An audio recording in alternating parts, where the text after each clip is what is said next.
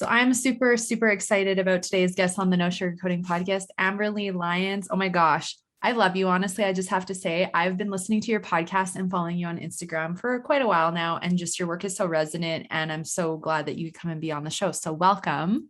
Yay, thank you for having me and following along the wild journey. Oh, and isn't it? I feel like it just gets wilder every day. And so you obviously have done your deeper work and continue to do so. You have an incredible business that you've created. You have obviously such powerful gifts to share with people on their healing journeys.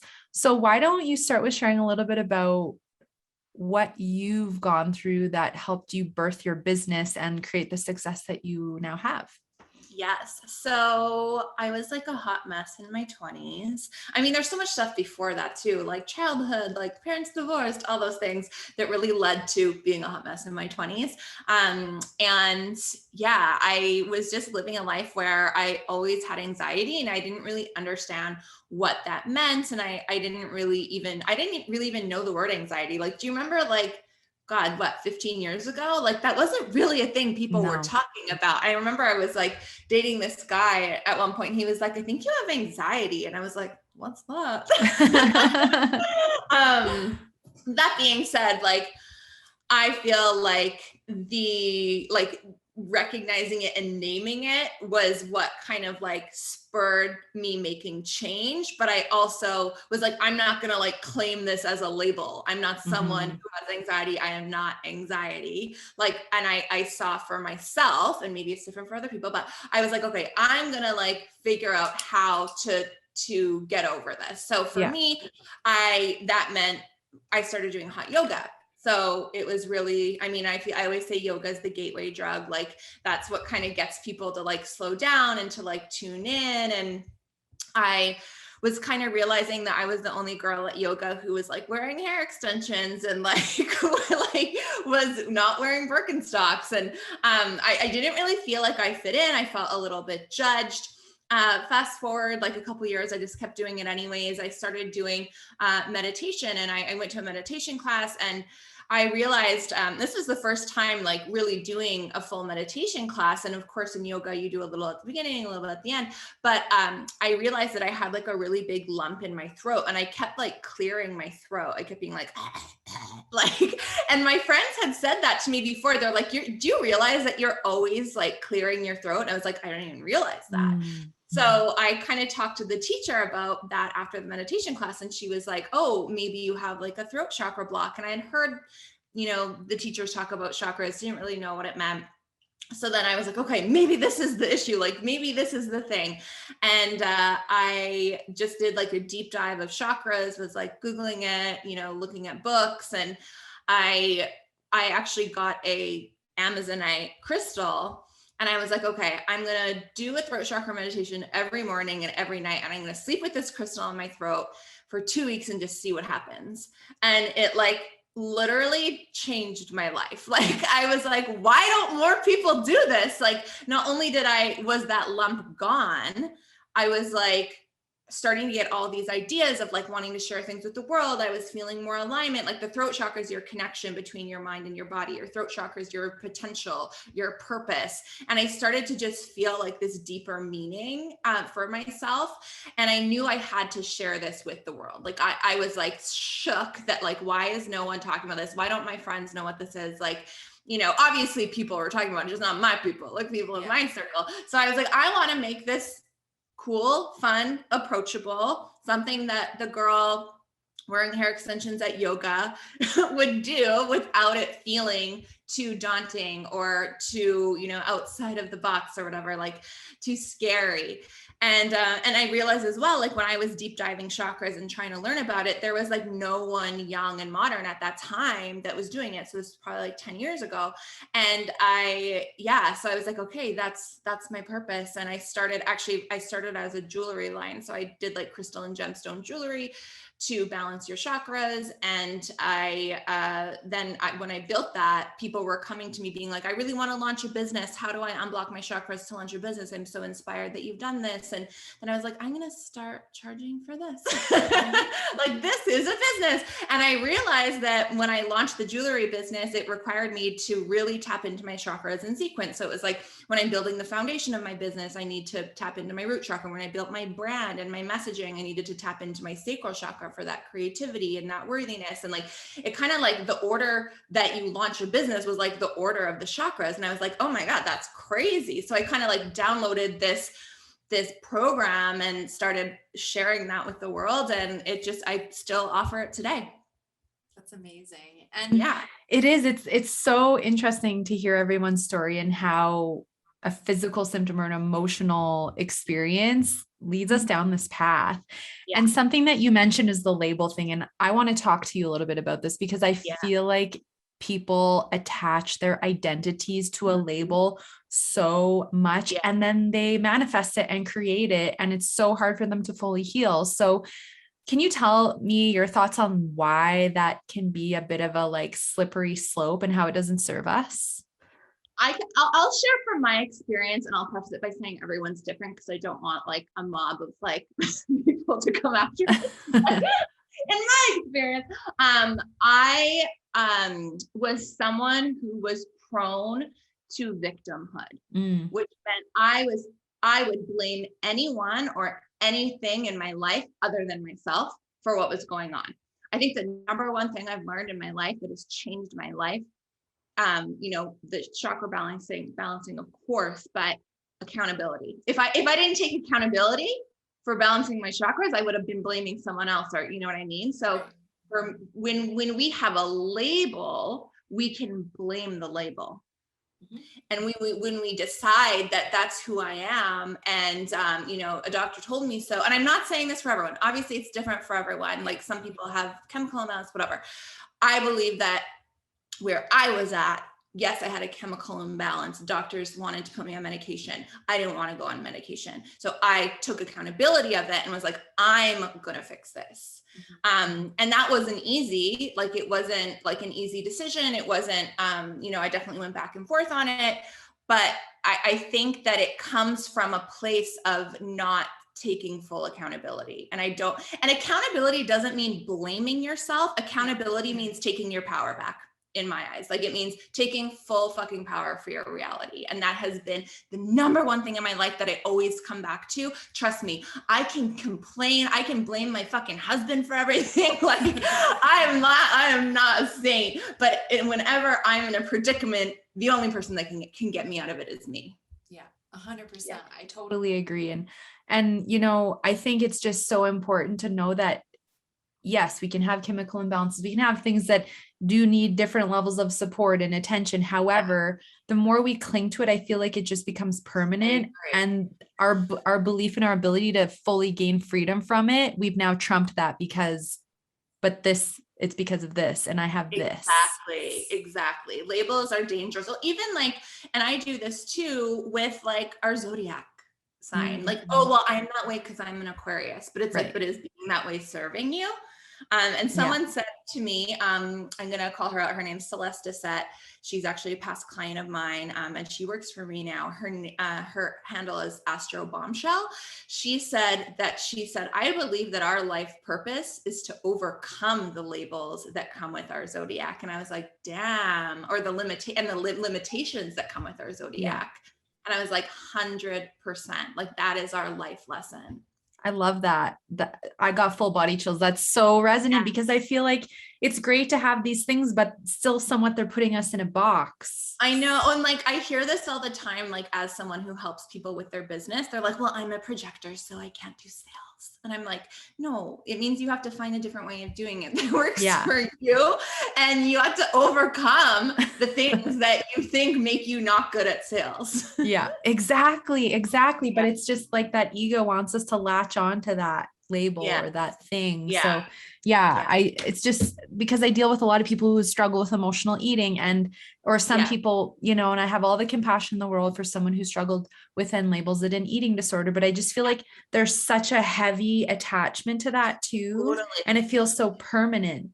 Yeah. Do you follow Mel Wells? Yes. because I just saw something that she posted the other day, and someone asked her about her healing order with her eating disorder. And she said, well, first off, I stopped telling myself I had an eating disorder. Yes. I was like, exactly. boom. Yeah. Yep.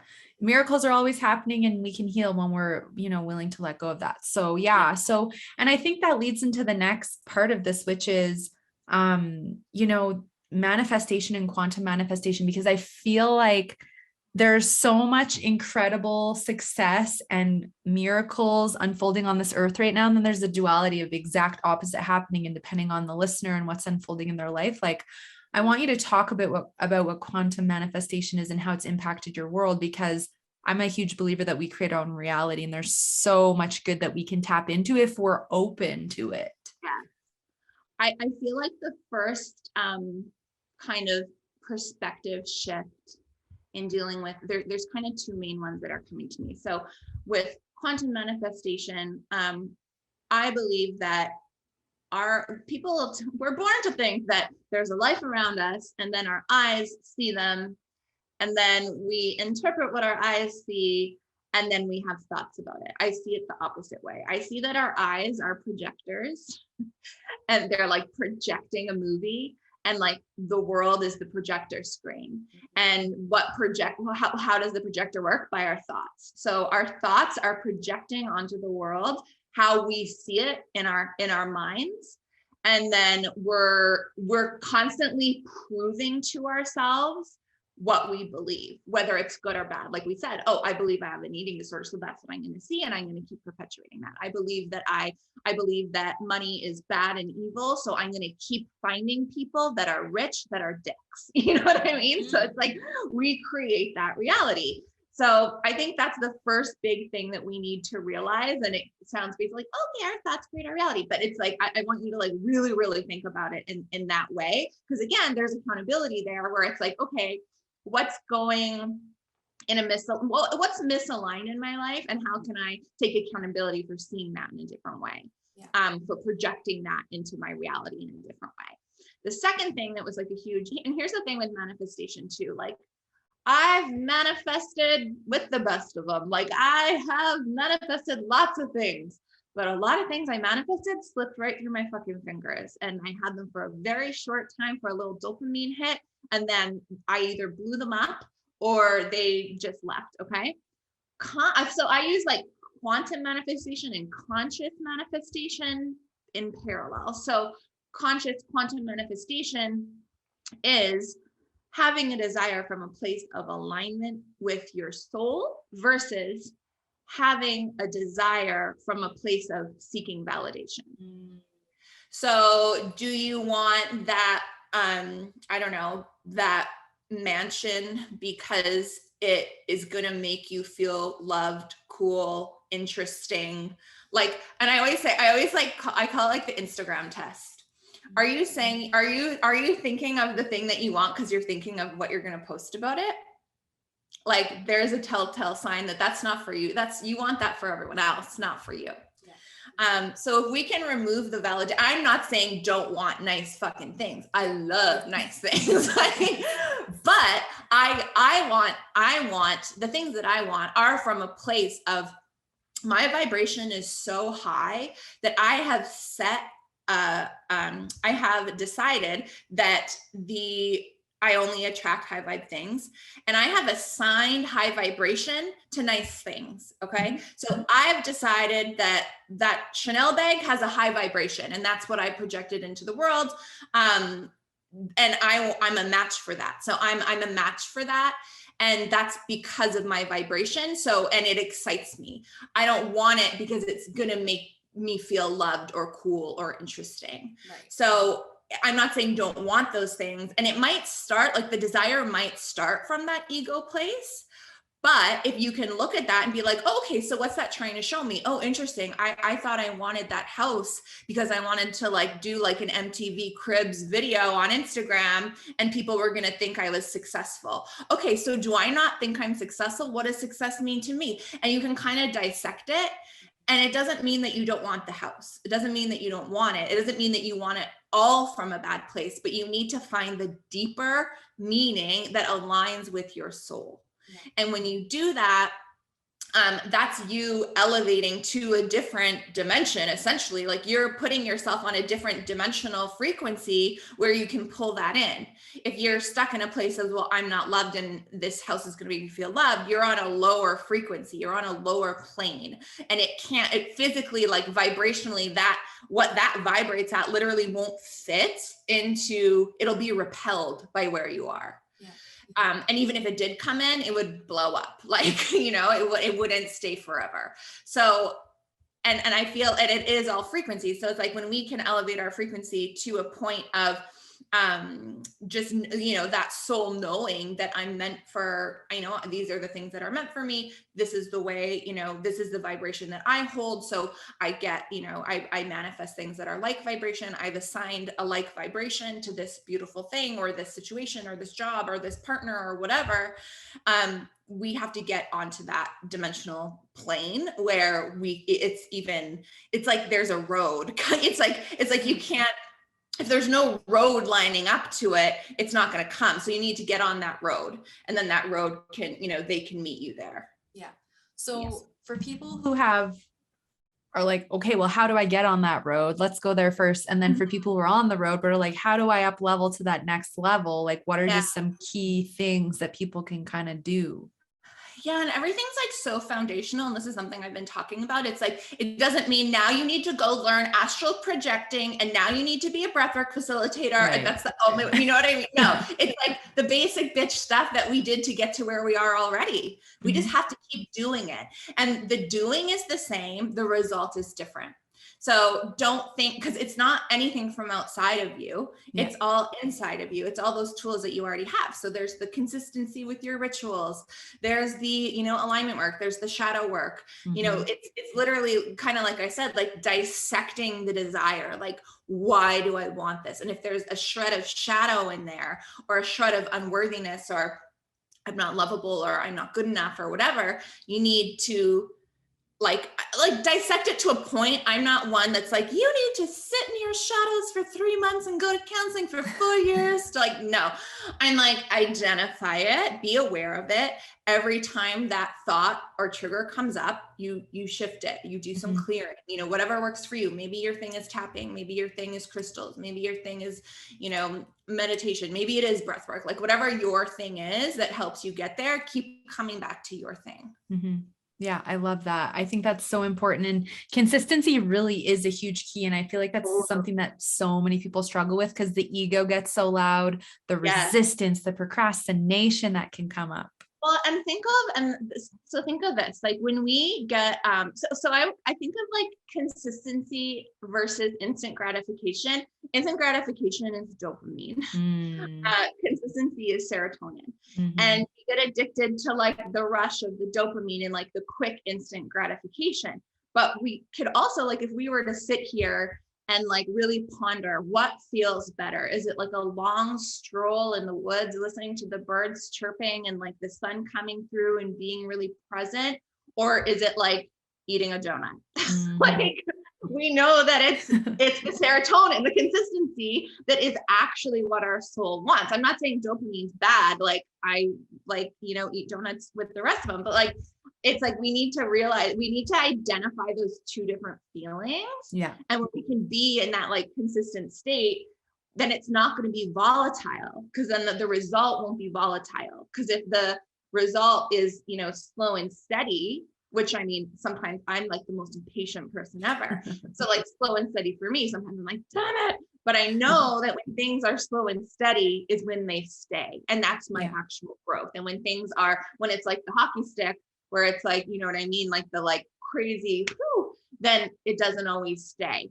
That doesn't mean quantum leaping isn't possible, but it means you have to be like steadily increasing that vibration. Right. Yeah. And, I think sometimes to hold something in our fields, because even sometimes myself or like some of my clients will be like, okay, but I'm at this level. How do I hold this plus more and attain it and maintain it? Because sometimes it seems like, well, I feel like I have to do a lot.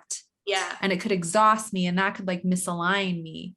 And I think it's like, it's not like riding a bike. Like, and I mean, I do this too, where it's like, I reach a big goal And then I'm like, okay, now I need to do more. And I actually posted about this the other day. Like I, reached a huge goal in my business 2 years in a row. And then I was like, okay, now I need to do something different. I need a big girl business. I need to hire all these people and I need to like do all these things.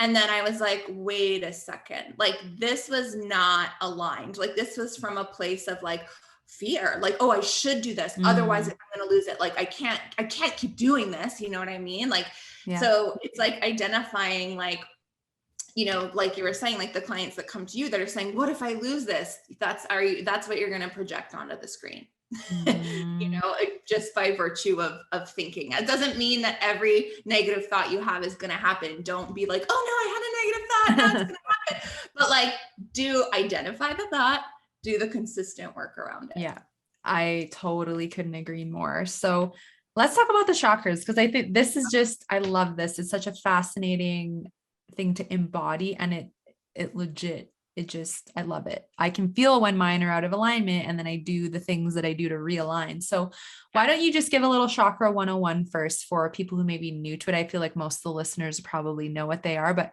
what are the chakras and what does each one represent? Yes. So chakras are transmitters and receptors of frequency. So how we talked about, we need to be a match for the frequency. Our chakras need to be in alignment to vibrate at that level, because whatever we're emitting is what we're going to like receive back. So the Sanskrit meaning of the word chakra is like spinning wheel. So they need to kind of all be spinning together, and you can think like spinning plates. If one of them falls down, they all kind of like go with it. That doesn't mean that they all need to be 100% perfect all the time. They rarely are. But I've always thought that it's a really good linear way, especially for people that are just kind of starting their self-development journey, to be like, okay, I'm feeling this way. So now I know it's this chakra. So now I know I can do a ritual on that. And, it's like a really good way to kind of have clarity on, and to kind of like pinpoint what we can work on to elevate our frequency. So the root chakra, we'll just talk about like the 7 main ones, I guess. So the root chakra is about your personal power. It's about your feeling of safety. It's about feeling grounded, which really is, back in the day, it's about your fight or flight. So if you're feeling like that state of fight or flight, that means that it's imbalanced. So usually these days, it means that you don't feel financially grounded. People that travel a lot and aren't home and don't have routines, like you're just not feeling grounded. Like the root chakra is really important, because you need to feel rooted down in order to rise up. So if you're feeling like unstable, if you're feeling like a lack of clarity, you don't know where you're going in life, like that's usually a root chakra imbalance. The sacral chakra, and that's like your bottom of your tailbone, kind of like your pelvic area down your feet, all the way down to your feet. Sacral chakra is like right below your belly button. It's like your reproductive organs, your lower digestive tract.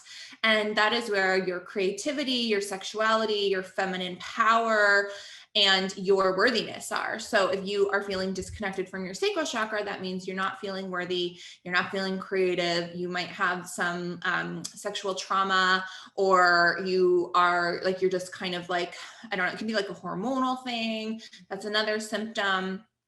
And you just kind of don't feel connected, and you don't feel connected to your intuition, like your women's intuition. And then also, like you think of the physical symptoms, like, are you having reproductive health issues? Like that's, that's where sacral chakra is, where guilt and shame live. And that was actually the second chakra after the throat, when I was like, shit, this stuff works. I was like, okay, what can I work on next? And I was like, sacral chakra. So guilt and shame live there, and they need to go elsewhere. They can't live there. Get them out. Evict them.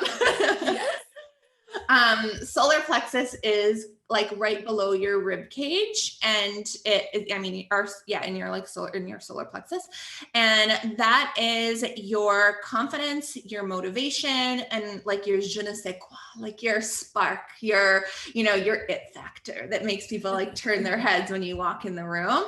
Like vibrancy is a word, vibrancy, radiance, like those kind of like energetic things that no one can understand why people are drawn to you. And obviously if that's blocked, you are feeling very low energy. Symptoms are like you're like laying on the couch, like eating bonbons, watching TV, crying about all the things on your to-do list, but can't find the energy to do them. that was me for a long time. And yeah, so you don't have that confidence and you're kind of lacking that spark. You can tell, like, I always like describe like Ross Geller, like when he walks in a room, he's just like, oh, like that. I'm like, that is like solar plexus. He needs to work on his solar plexus, like that very like frumpy blah, like that's solar plexus. Heart chakra is yes about love, but it's also about balance in all areas. So balancing your feminine and masculine, being able to receive as much as you're giving. So we find a lot with women, they are over givers, and they're, you know, taking care of their kids, taking care of their husband, taking care of their neighbor, like taking care of their dog, like taking care of everyone and giving nothing back to themselves. So in the heart chakra, we need to like balance all of that out. And the answer is pretty much always more self-love. Like when there's more self-love, you're going to feel like you have more love to give. You're going to feel like you're ready to receive love. So, and then it's going to help you kind of balance out. And then with the feminine and masculine, you're either, you know, if you're too much in the masculine, you're like overworking and not allowing. If you're too much in the feminine, you're like, oh, I'll just meditate my way to the life I want, and then don't take any action, right. Which we see a lot too. So throat chakra is about your potential, your communication, connection to your mind and body. And I feel like our purpose, like our soul purpose, and being able to actually put it into the world, that's in the throat chakra. So many people are like afraid of being seen. I don't understand that feeling at all. I'm a Leo rising, but a lot of people have that apparently, where they're afraid of being seen. They want to hide. They don't feel comfortable talking. They have a hard time getting their words out. Also anxiety. So like anxiety will live in the throat chakra. So yeah, that's kind of a big one. And think too, like women were literally hung by their throats, like, and called witches. And like, I think especially right now, so many people are afraid to say what they really think because they will get crucified. So I think it's very common right now that people are feeling even more afraid to put themselves out there.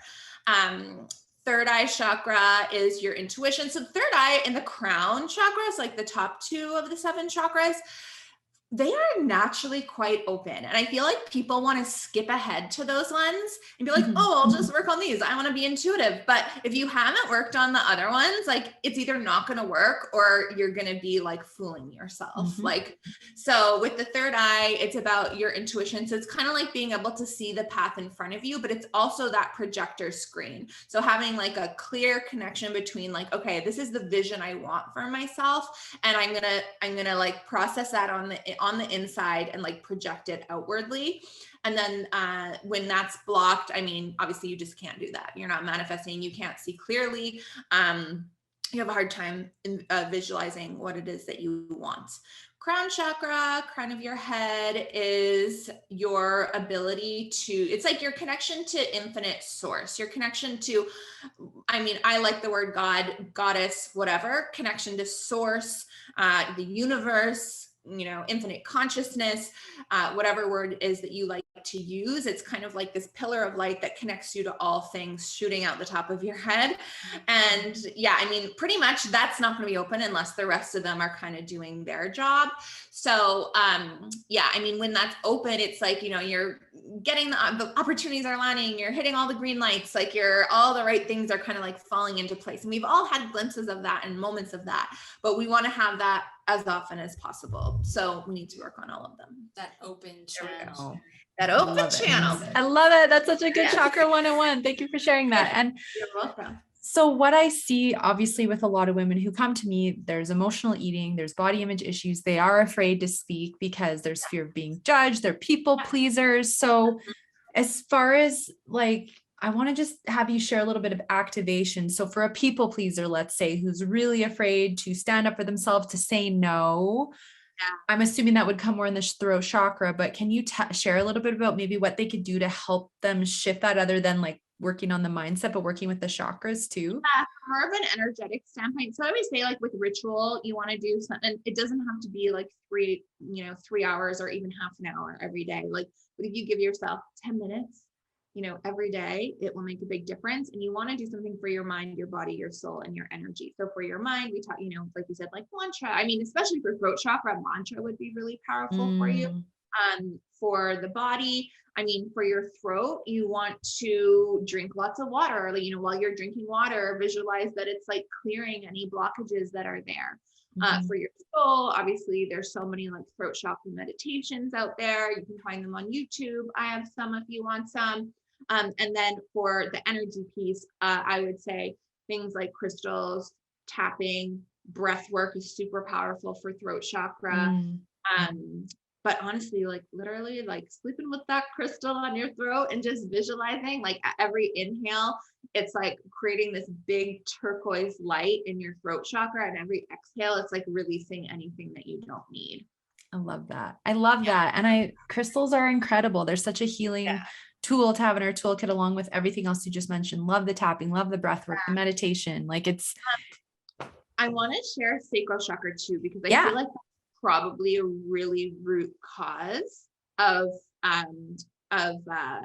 disordered eating, or however you want to label it. But so my favorite meditation is like my absolute favorite thing, and I'm actually going to Mexico, and I can't wait to actually do it in real life, because it's about visualizing like being in the ocean. So I try to, like, I visualize it all the time, but actually doing it in the ocean is like the best. So with the sacral chakra, you just kind of visualize that you're standing in the water up to like your belly button, and you're feeling like small ocean waves like crash into your belly button. And then, you know what, like the wave crashes in, but then the water pulls back out, right? You imagine like with every wave crashing in, it's bringing you more feminine energy, more personal power. And every wave going out is pulling away the guilt and shame. And you can kind of visualize that it's like pulling out this like gunk. And I'll do that until I feel empty, like where can't even describe it. Like I feel like an empty feeling, but I can almost feel like waves going through my stomach. And then for a little added bonus, what I do is like in my vision, I'll like step out of the water, lay down, and I'll feel like the sun beaming on my solar plexus, kind of like recharging my batteries. And then that's where like the confidence and like that kind of like radiance and that spark come in. So I feel like all of these, I mean, it's all of these 4 chakras that are going to work together to bring in that worthiness and that confidence. So I love that. That's beautiful. Thank you for sharing that. And I'm so excited for you to go and have that like in-person experience. Nature is so healing and so powerful, right? I know. So another thing that I want to touch on is this ascension, because I think obviously it's very relevant for humanity right now and Gaia and in the solar system, that's what we're going through. But I want to hear your take on ascension and the experience of it and what you're noticing is happening for you on your path.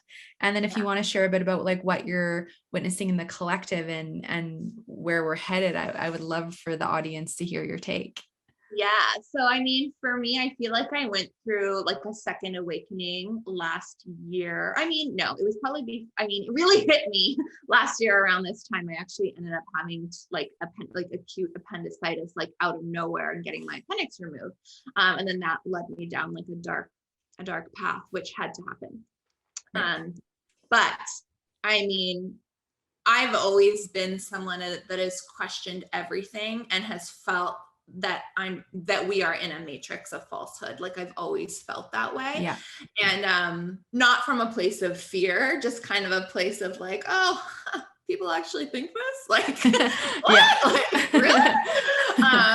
And so I feel grateful to have kind of always had that. And obviously lately that's been a lot more prevalent. So I've been sharing a lot more about it, and I feel that in sharing about it, it's kind of, I've learned a lot. So let me kind of explain, I guess, collectively, the kind of like 3rd dimensional, 4th dimensional, 5th dimensional consciousness. And then it goes like up. Like I did a meditation I did like an astral travel up to the 36th dimension. Amazing. So like there's a lot going on there. But so like 3rd dimensionally, which is where most people are at, which is where you're living in an illusionary world, which is, and that doesn't mean that I'm not saying that in a negative way, but like you're living in a world that has structures that we've all been taught, where it's like, you know, you're born, you go to school, you get a job, you go to university, you get a job, you get married. Yeah. And, it's like we are ruled by structures. So there's, the financial system, the education system, the church, and I'm not saying any of these things are bad. Education, finances, church, healthcare system, entertainment, government, all of those things are like, we don't question them. We just think that's the way it is. Like, that's the way it is. The news tells us what's happening and we listen and we do what they say. Like, that's just what we've been done. The doctor, he went to school, so he knows what to do. Like, so, and like, of course you're going to think that that's what we've been taught all along. I've always questioned that shit. Me too. So in fourth dimensional consciousness is kind of the waking up. This is like the icky, scary, you're going down the rabbit holes, you're watching the documentaries, you're scared, you're trying to tell anyone that will listen and they don't want to fucking hear it. And you're like, what the hell is going on here? And I still go back there sometimes. But fifth dimensional consciousness is when you can see that things are not as we thought they were, but those things that we thought were keeping us safe weren't actually keeping us safe anyway. So we don't feel as scared. In fourth dimensional consciousness, you're like, oh my God, all the things that I thought were keeping me safe, I don't feel safe anymore. They're not, it's not what it seems. So I don't feel safe. But in fifth dimensional consciousness, you're like, oh wait, I'm the creator of my own health, freedom, joy, abundance. Like, they're not giving that to me. Like, I'm the creator of that. And the only way to have those things is through unconditional love for myself, love for humanity, compassion for humanity. But you can definitely bounce back and forth between all of them. Like, I'll go into the fourth dimension when I see a meme and I'll be like, yeah, like, why doesn't everyone think this way? You know what I mean? But like, so it's like, it's kind of a toggling act, but we essentially want to be in fifth dimensional consciousness where there's no judgment, no labels. We are the projectors of our reality. So yeah, I mean, that's what we're seeing globally. And it takes darkness, and it takes that you can't have the 5D without the 4D. So the world is starting to go through that 4D awakening slowly but surely. I'd like for it to speed up a little bit. Me too. But it's happening. But it can't happen without the major fear kicking us into questioning things. So it's we're seeing it. More and more people are like waking up to it. And it's exciting. Like I keep saying, like we were born at this time for a reason. Like, it's exciting. We're meant to be a part of it. And it's like a journey, and like, it's gonna lead to a better way of living. That's not an illusion.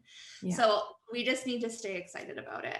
I couldn't agree more. I love the way you just described all of that. I'm on the exact same page as you. Thank you for sharing everything you have. And I think that it's so important that we use our self-care and our rituals and practices to help us stay grounded and anchor into our light, to help with the ascension. And I don't know if you've experienced many ascension symptoms, but I definitely have. And that's a journey all in itself. Do you want to share a bit about your experience with that?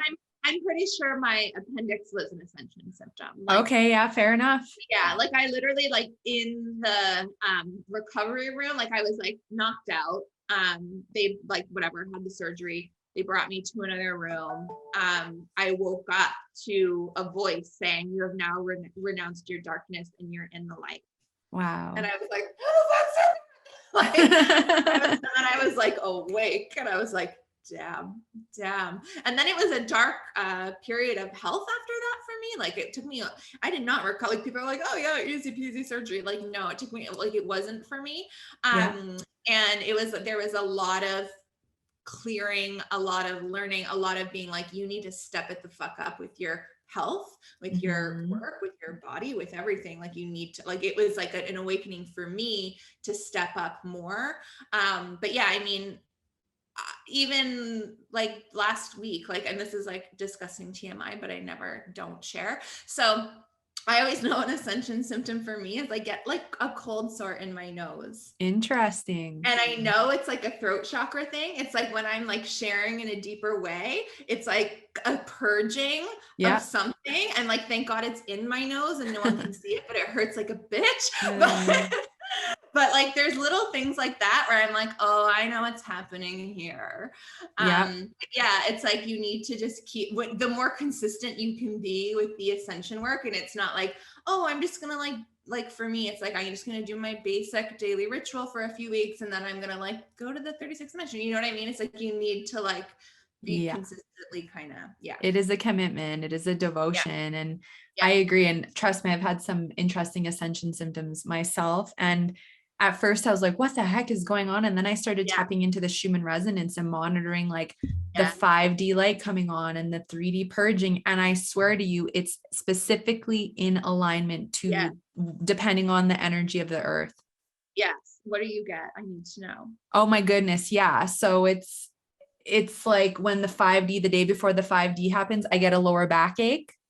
And then the day of TMI, but like I purge everything, like my bowels just like move until I have nothing left. Yes. Yeah. Like cellular debris. Yeah. My friend's like, why do you always get food poisoning? And I'm like, fuck, I always think it's food poisoning. And I'm like, no, it's literally like projectile vomiting everything that I don't need anymore. Right. That's ascension symptoms. So if like, if people are having random backaches and vertigo and dizziness and lightheadedness and purging everything, whether it's vomiting or diarrhea, like if it's likely tied to the Schumann resonance, and I follow it online and I'll check in every day. But if there's a day where there's a lot of white, that means the 5D light coding coming in. You may be experiencing some fun stuff on those days.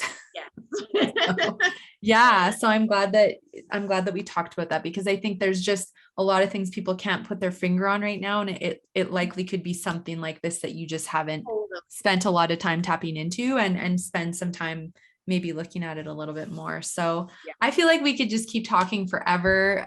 100%. Well, I get to have you on my podcast. So I'm so excited. Yes, it's going to be so fun. Is there anything else, like any words of wisdom that you want to share with the listeners? I think like just as much as we can stay in like compassion without going into fear, like that's what we need right now. It's like, it's so easy, like no matter, like, I don't want to say what side you're on because there's no sides, but like no matter what your beliefs are, you could go into fear on either side. But at the end of the day, we are the creators of the freedom, love, joy, bliss that we want in our lives. So if you are feeling like, for myself, sometimes I feel like my freedom is being taken away. Like I'm not allowed to go to restaurants. I'm not allowed to go, you know what I mean? There's all these fucking rules, right? So I'm like, okay, well, I can create my own freedom.